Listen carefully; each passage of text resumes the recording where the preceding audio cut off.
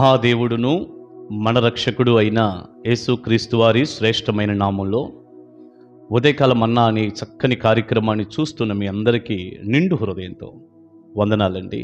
దేవుని మహాకృప మీకు తోడై ఉండును గాక. ఎలా ఉన్నారు? దేవుని కృపలో మీరు మీ కుటుంబాలు వర్ధిల్లుతున్నాయా? ఆశీర్వాదంగా మీరున్నారా? ఆత్మ సంబంధమైన దీవెనలు, భౌతికపరమైన ఆశీర్వాదాలతో ఫలభరితంగా మీరున్నారా? రండి, మనం ఈ మంచి ఉదయకాల సమయంలో దేవుని మాటలు విందాం.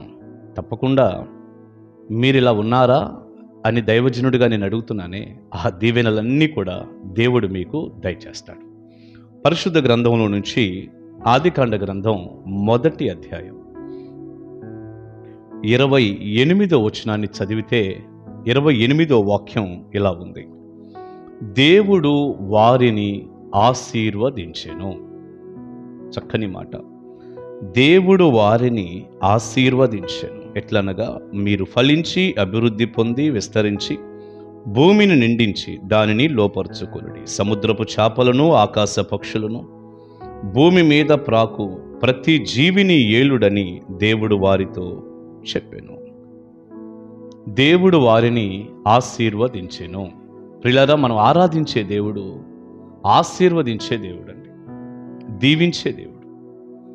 ఈనాడు చాలామంది కేవలం యేసు ప్రభువారు రక్షిస్తాడు, రక్షణ భాగ్యాన్ని కలగజేస్తాడు, మనం పరలోకం వెళ్తే చాలు అన్నటువంటి అంతవరకే ఆలోచిస్తారు. నిజమే, అది వెలకట్టలేనిది, విలువైనది.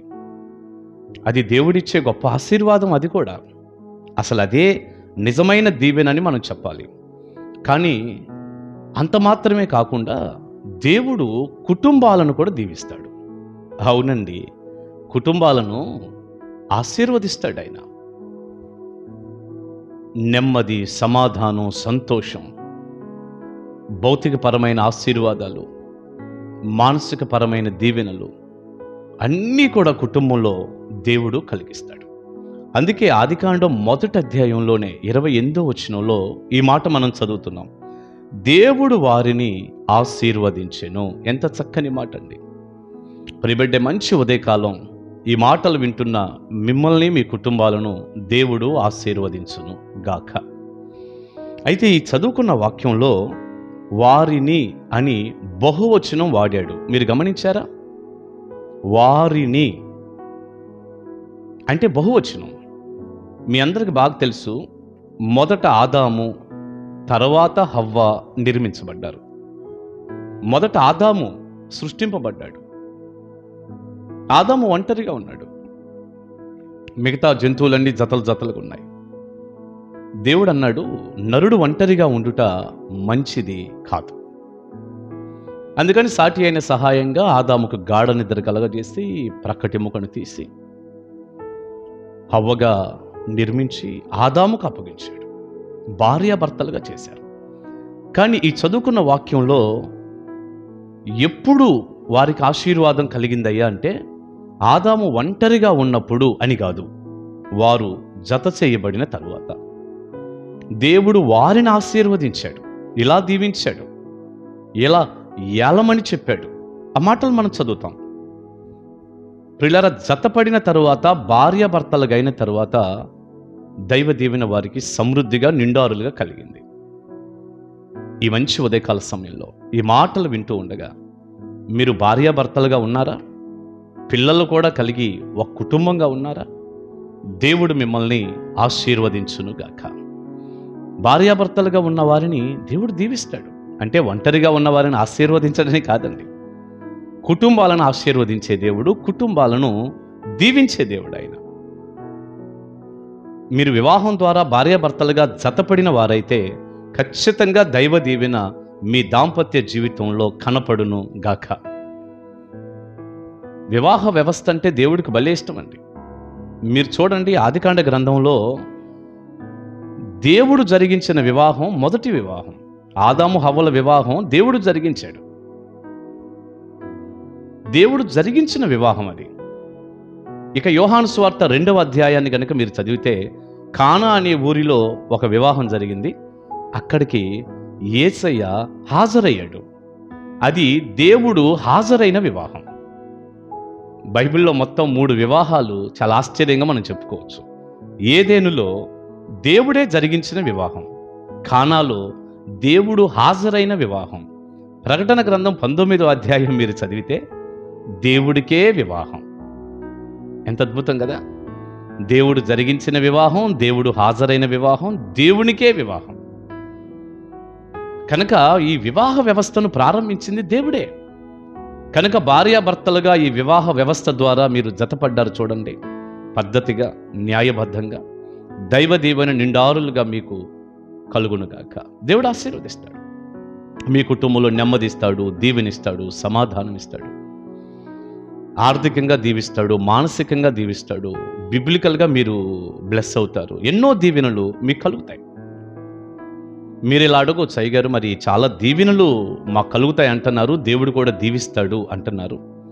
మరి మాకు అనుకున్నన్ని దీవెనలు ఇవ్వండి. మా కుటుంబాలు కొట్టబడుతున్నాయి, మా భార్యాభర్తల మధ్య పెద్ద సమాధానం లేదు, మా కుటుంబంలో నెమ్మది లేదు, క్షేమం లేదు, మా కుటుంబంలో దీవెన లేదు అంటారా? మీరు బైబిల్ గ్రంథాన్ని బాగా చదవండి. మీరు యేసయ్యను నమ్ముకున్న వ్యక్తులేనా? మందిరానికి క్రమం తప్పకుండా వెళ్తారా? ప్రతిరోజు మోకాళ్ళ మీద పడి తెల్లవారకు ముందే ప్రార్థించే వ్యక్తులేనా మీరు? మీరు బైబిల్ గ్రంథాన్ని క్షుణ్ణంగా చదవండి. ఒక క్రైస్తవుడిగా, క్రైస్తవురాలిగా బైబిల్లో భర్తకి దేవుడు చెప్పినటువంటి సూచనలు ఉన్నాయే, అవి పాటించండి. సలహాలు, భార్యకు దేవుడు ఏం చేయమని చెప్పాడో ఆ క్రమాన్ని పాటించండి. పిల్లలు తల్లిదండ్రుల పట్ల ఎలా ఉండాలో, తల్లిదండ్రులు పిల్లల పట్ల ఎలా ఉండాలో ఆ క్రమాన్ని పాటించండి. చూడండి, బైబిల్ ఇలా చెప్తుంది, పురుషులారా మీ స్త్రీలను, మీ భార్యలను ప్రేమించండి. పురుషులైన వారు భార్యలను ప్రేమించండి. స్త్రీలారా మీ సొంత పురుషులకు లోబడి ఉండండి. స్త్రీలు పురుషుడికి లోబడి ఉండండి, మీ భర్తకి. పిల్లలు మీ తల్లిదండ్రుల మాట వినండి. తల్లిదండ్రులు మీ బిడ్డలకి కోపం రేపకుండా ప్రభు యొక్క శిక్షలో, బోధలో పెంచండి.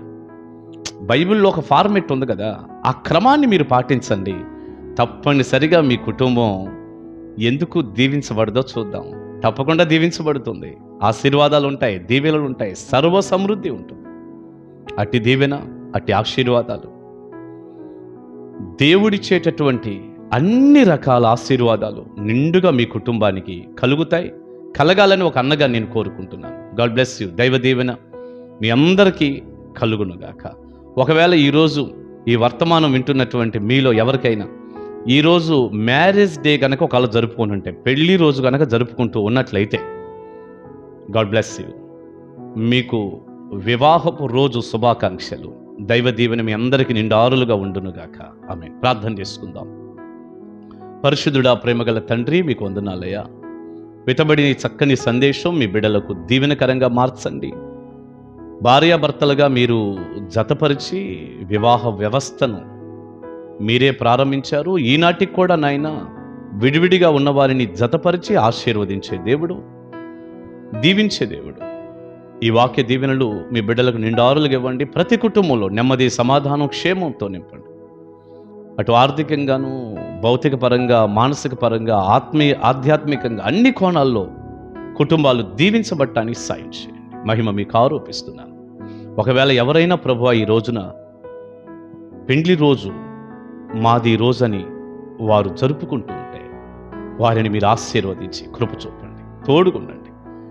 యేసు ప్రభువారి శక్తిగల నామాని ప్రార్థన మనవులు అడుగుచున్నాను తండ్రి. ఆమేన్, ఆమేన్. God bless you. దేవుని మహాకృప, ఆయన ఆశీర్వాదాలు నిండారులుగా మీ అందరికీ కలుగునుగాక. ఆమేన్. కలుసు.